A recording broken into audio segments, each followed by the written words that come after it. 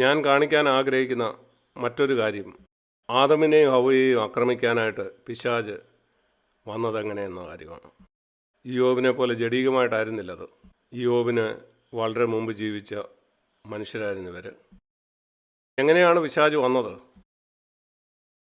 ഉൽപ്പത്തി 3:1 വളരെ താല്പര്യം ഉളവാക്കുന്ന കാര്യമാണ് നാം കാണുന്നത്. എങ്ങനെയാണ് പിശാച് വന്നത്? ആദ്യത്തെ ചോദ്യം, ദൈവം വാസ്തവമായിട്ടും ഇങ്ങനെ പറഞ്ഞിട്ടുണ്ടോ? എങ്ങനെയാണ് അവൻ വന്നത്? ദൈവവചനത്തെ ചോദ്യം ചെയ്തുകൊണ്ട്. ഉൽപ്പത്തി 3:1 ദൈവം വാസ്തവമായിട്ടും അങ്ങനെ കൽപ്പിച്ചിട്ടുണ്ടോ? ഈ ഒരു വൃക്ഷത്തിൻ്റെയും ഫലം നിനക്ക് കഴിച്ചുകൂടെ? അങ്ങനെ ഹവ്വായെ ഒരു വാദപ്രതിവാദത്തിലേക്ക് പിശാച് കൊണ്ടുവന്നു. പിശാചുമായിട്ടൊരു വാദപ്രതിവാദത്തിന് പോകരുത്, നീ തോറ്റുപോകും. നീ ഒരു വക്കീലുമായിട്ട് വാദിച്ചാൽ, അല്ലെങ്കിൽ ഒരു വഷളനോട്, അവൻ നിന്നേക്കാൾ എത്രയോ മടങ്ങ് സമർത്ഥനാണ്. അവനുമായിട്ടൊരു വാദപ്രതിവാദത്തിന് പോകരുത്. യേശു പിശാചുമായിട്ടൊരു വാദപ്രതിവാദത്തിന് നിന്നില്ല. പിശാച് ഒരു കാര്യം പറഞ്ഞപ്പം, ഇപ്രകാരം എഴുതിയിരിക്കുന്നു. രണ്ടാമത്തെ പരീക്ഷയിൽ യേശു അങ്ങനെയാണ് പറഞ്ഞത്, ഇപ്രകാരം എഴുതിയിരിക്കുന്നു. മൂന്നാമത്തെ പരീക്ഷയിൽ യേശു ഇങ്ങനെ പറഞ്ഞു, ഇങ്ങനെ എഴുതിയിരിക്കുന്നു. അത് മതിയായിരുന്നു. ഇതേ പരീക്ഷ തന്നെയാണ് ഹവ്വായ്ക്കും സംഭവിച്ചത്. ആ നാളുകളിൽ എഴുതിയിരിക്കുന്നു എന്നല്ല, ഇങ്ങനെ പറഞ്ഞിരിക്കുന്നു. ദൈവം സത്യമായിട്ടും അങ്ങനെ പറഞ്ഞോ, കൽപ്പിച്ചോ? അവിടെ ഹവ്വ ചെയ്യേണ്ട ഒരേ ഒരു കാര്യം ഇത് മാത്രമായിരുന്നു. അങ്ങനെ പറഞ്ഞിട്ടുണ്ട്, ഞങ്ങൾക്ക് ഈ വൃക്ഷത്തിൽ നിന്ന് കഴിക്കാൻ കഴിയില്ല. സംസാരം കഴിഞ്ഞു. പിശാച് ഇതിൽ കൂടുതലൊന്നും എനിക്ക് പറയാനില്ല. അവൾ ആ വാദപ്രതിവാദം തുടർന്നു. ഒരിക്കൽ നിങ്ങൾ പിശാചുമായിട്ട് സംസാരിക്കാൻ തുടങ്ങിയാൽ അവനായിരിക്കും എപ്പോഴും ജയിക്കുന്നത്. ചില ആളുകളെ വളരെ ചെറിയ അനീതിയായിട്ടുള്ള ചില കാര്യങ്ങൾ ചെയ്യാൻ തുടങ്ങുമ്പോൾ പിശാച് പറയും, അതത്ര വലിയ കുഴപ്പമുള്ള കാര്യമല്ല. ആ കാര്യത്തിൽ നിങ്ങൾ ചർച്ച തുടർന്നാൽ നിങ്ങൾ നിശ്ചയമായിട്ടും തോക്കും. അങ്ങനെ നിങ്ങൾ അനീതിയുള്ള കാര്യം ചെയ്യും. നിങ്ങളുടെ ജോലിയിലുള്ള ഒരു ചെറിയ വഞ്ചനയാകാം, നികുതി ശരിയായിട്ട് കൊടുക്കാത്തതാകാം, അല്ലെങ്കിൽ സ്ത്രീയെ മോഹത്തോടെ നോക്കുന്നതോ മറ്റതുപോലെ ഏതെങ്കിലും കാര്യം. പിശാച് നിങ്ങളെ ബോധ്യപ്പെടുന്നത് അതത്ര വലിയൊരു കാര്യമല്ല. പിശാചുമായിട്ട് ചർച്ചയ്ക്ക് മുതിർന്നാൽ നിങ്ങൾ ആ കാര്യത്തിൽ തോക്കും.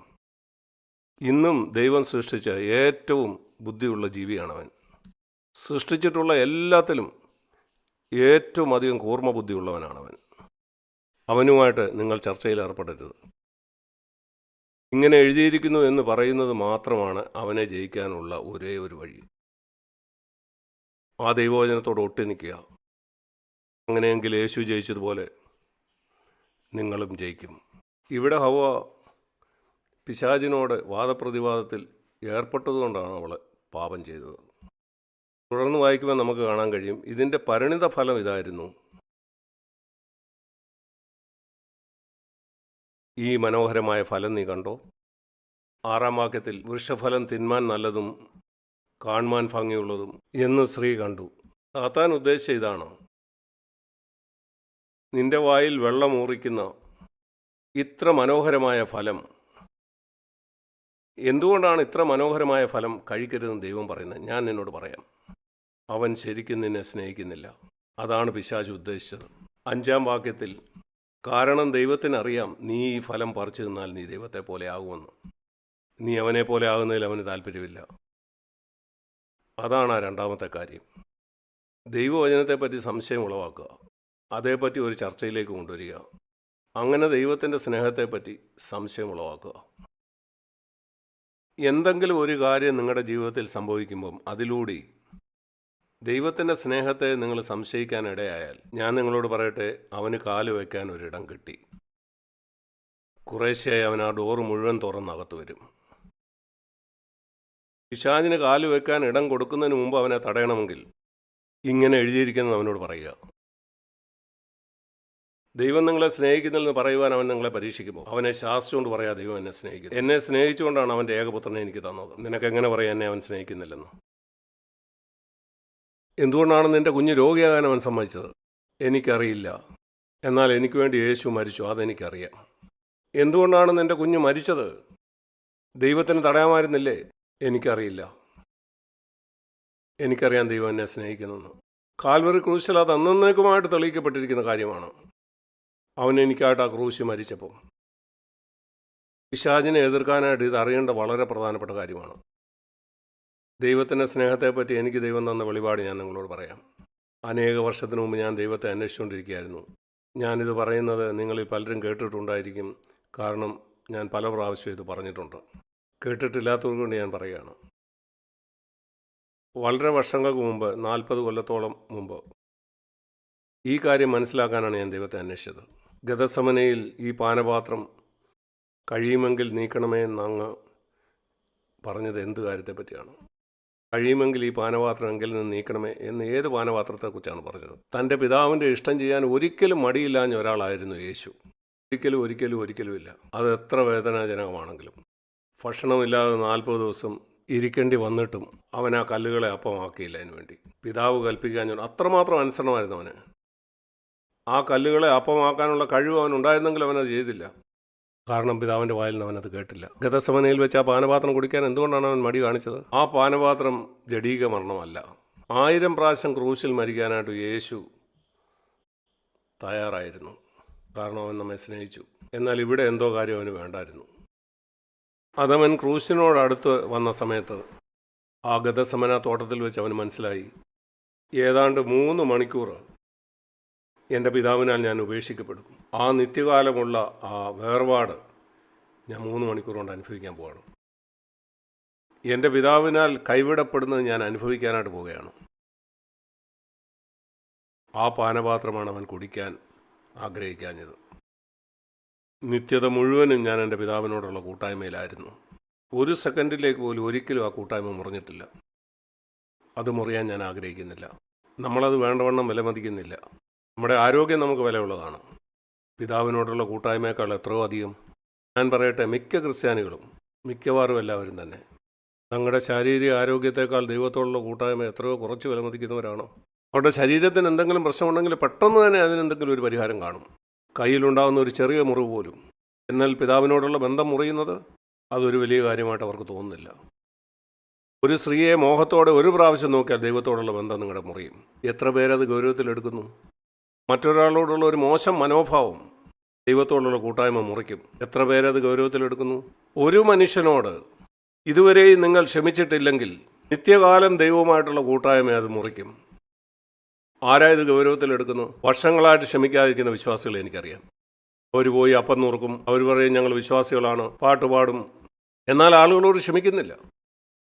പിതാവുമായിട്ടുള്ള കൂട്ടായ്മയെ അവർ വിലമതിക്കുന്നില്ല. അതുകൊണ്ടാണ് പിതാവുമായിട്ട് കൂട്ടായ്മ ഇല്ലാതെ നിങ്ങൾക്ക് ജീവിക്കാൻ കഴിയുന്നത്. അനേകർ പറയാറുണ്ട് ദൈവം എന്തുകൊണ്ടാണ് കേൾക്കാത്തത്? ഞാൻ പറയാൻ കാരണം, നിങ്ങൾ ദൈവമായിട്ടുള്ള കൂട്ടായ്മയിലല്ല. നിങ്ങൾ അവനുമായിട്ട് കൂട്ടായ്മയിൽ ഇല്ലായിരിക്കും. നിങ്ങളുടെ മനസാക്ഷിയുടെ ശബ്ദം നിങ്ങൾ കേൾക്കാത്തതുകൊണ്ടാണ്. നിന്നെ മുറിപ്പെടുത്തി ആ മനുഷ്യനോട് നീ ക്ഷമിച്ചിട്ടില്ല എന്ന് നിന്റെ മനസാക്ഷി പറയുമ്പോൾ അവനോട് ക്ഷമിക്കാൻ അവൻ യോഗ്യനല്ലെന്ന് നിങ്ങൾ പറയും. ശരി, പിശാച് പറയും നിന്റെ ക്ഷമിക്കാത്ത ഈ മനോഭാവം തന്നെയാണ് എനിക്ക് വേണ്ടി. അങ്ങനെ എനിക്ക് നിന്റെ ജീവിതത്തിൽ കർത്തൃത്വം നടത്താം. നിന്റെ മേൽ അധികാരം അവന് കൊടുക്കുകയാണ്. എന്നാൽ ഞാൻ ചിന്തിക്കുന്നു, സ്വർഗത്തിൽ നിന്ന് ദൂതന്മാർ വന്ന് അവനോട് പറഞ്ഞു കാണും, എന്നാൽ കർത്താവേ, അത് 3 മണിക്കൂറല്ലേ ഉള്ളൂ, അതിനുശേഷം നിനക്ക് ആ കൂട്ടായ്മ തിരിച്ചു കിട്ടുമല്ലോ. ഞാൻ ചിന്തിക്കുന്നു, യേശു ഇങ്ങനെ പറയും, ഇതെൻ്റെ ഒരു ഭാവനയാണ്. ഒരു സെക്കൻഡിലേക്ക് പോലും എൻ്റെ പിതാവിനോടുള്ള കൂട്ടായ്മ എനിക്ക് മുറിക്കണ്ട. അത്രമാത്രം അവനതിനെ വിലമതിച്ചു. അവൻ്റെ ജീവിതകാലം മുഴുവനും അവിടെ യേശുവിൻ്റെ ആ സംഭാഷണം ഞാൻ ഭാവനയിൽ കാണുകയാണ്. പിതാവ് യേശുവിനോട് പറയുകയാണ്, നീ ഒരിക്കലും പാപം ചെയ്തിട്ടില്ല ഇന്നുവരെ. നിനക്ക് ആ ഗതസമനയിൽ നിന്ന് നേരെ സ്വർഗത്തിലേക്ക് ഇപ്പം തന്നെ വരാൻ കഴിയും. എന്നാൽ സാക്ക് നരകത്തിലേക്ക് പോകും. യേശു പറയുകയാണ്, സാക്ക് നരകത്തിലേക്ക് പോകുമോ?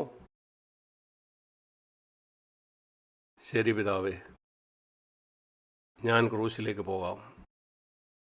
സാക്കിനെ നരകത്തിൽ നിന്ന് രക്ഷിക്കണേ. ഞാൻ ഏറ്റവും വെറുക്കുന്ന ആ പാനപാത്രം, അങ്ങിൽ നിന്നുള്ള ആ വേർപാട് ഞാൻ സ്വീകരിക്കാം. നമ്മളീ പലരും ചിന്തിക്കുന്നത് യേശുവിൻ്റെ കാലിലും കയ്യിലും അടിച്ച ആണികളാണ് യേശുവിൻ്റെ വേദനയെന്ന്. എന്നാലല്ല. പിതാവിനോടുള്ള കൂട്ടായ്മ മുറിക്കുന്നതുമായിട്ട് അതിനെ താരതമ്യം ചെയ്താൽ അത് സമുദ്രത്തിലെ ഒരു തുള്ളിയാണ്. ഈ പാനപാത്രത്തെക്കുറിച്ച് ഞാൻ ധ്യാനിച്ചപ്പം അതെൻ്റെ ജീവിതത്തിൽ ഒരു വെളിപാടായിട്ട് കിട്ടി. ഞാൻ കരഞ്ഞു. ഞാൻ പറഞ്ഞു, കർത്താവേ, ഇത്രമാത്രം നീ എന്നെ സ്നേഹിച്ചെന്ന് ഞാൻ അറിഞ്ഞില്ല. അതെൻ്റെ ജീവിതത്തെ വ്യത്യാസപ്പെടുത്തി. തുടർന്നുള്ള ജീവിതം ഞാൻ എനിക്കായിട്ട് ജീവിക്കത്തില്ലെന്ന് ഞാൻ തീരുമാനിച്ചു. എൻ്റെ നന്ദി അവനോട് രേഖപ്പെടുത്താനായിട്ട് ഞാൻ അവനോട് ഒരു വലിയ ദീർഘായുസ് ചോദിച്ചു. ഞാൻ പറഞ്ഞു, കർത്താവേ, സ്വർഗത്തിൽ എനിക്കൊരു പ്രതിഫലവും വേണ്ട. കാൽവറിയിൽ അത് നീ എത്രയോ അധികം എനിക്ക് നൽകി. എനിക്കങ്ങോട് നന്ദി പറയണം. പൂർണ്ണമായിട്ടും അങ്ങയ്ക്ക് സമർപ്പിക്കപ്പെട്ട ഒരു ജീവിതത്തിലൂടെ. ഞാൻ പണത്തിനായിട്ട് ജീവിക്കുകയില്ല, പണത്തിനു വേണ്ടി പ്രസംഗിക്കത്തില്ല. ഞാൻ ഒരിക്കലും സമ്പന്നമായ സഭകളിലേക്ക് പണം ലഭിക്കാൻ വേണ്ടി പോവുകയില്ല. ഇല്ല, ഞാൻ വരുമാനം കണ്ടെത്തും. ആളുകളിൽ നിന്ന് പണം മേടിച്ച് ഞാൻ ശുശ്രൂഷിക്കത്തില്ല. ഈ വർഷങ്ങളിലെല്ലാം ഞാൻ അങ്ങനെ ആയിരുന്നു. ലളിതമായിട്ട് ജീവിക്കണോ, ഞാൻ അതിന് തയ്യാറാണ്. അതൊരു കാരണം കൊണ്ട് മാത്രമാണ്. എനിക്ക് നിത്യജീവൻ തരാൻ വേണ്ടി യേശു എന്താണ് ചെയ്തതെന്ന് ഞാൻ മനസ്സിലാക്കി. 40 കൊല്ലം മുമ്പ് അതെനിക്ക് വെളിപ്പെടുത്തി. ഞാനതൊരിക്കലും മറന്നു പോയിട്ടില്ല. എൻ്റെ കണ്ണ് നിറയാതെ എനിക്കതിനെക്കുറിച്ച് ചിന്തിക്കാൻ കഴിയില്ല. അവൻ മുമ്പേ നമ്മളെ സ്നേഹിച്ചുകൊണ്ടാണ് നമ്മളവനെ സ്നേഹിക്കുന്നത്. ആ സ്നേഹത്താൽ നിങ്ങൾ പിടിക്കപ്പെട്ടാൽ പിശാച് നിങ്ങളെ തൊടാൻ കഴിയില്ല.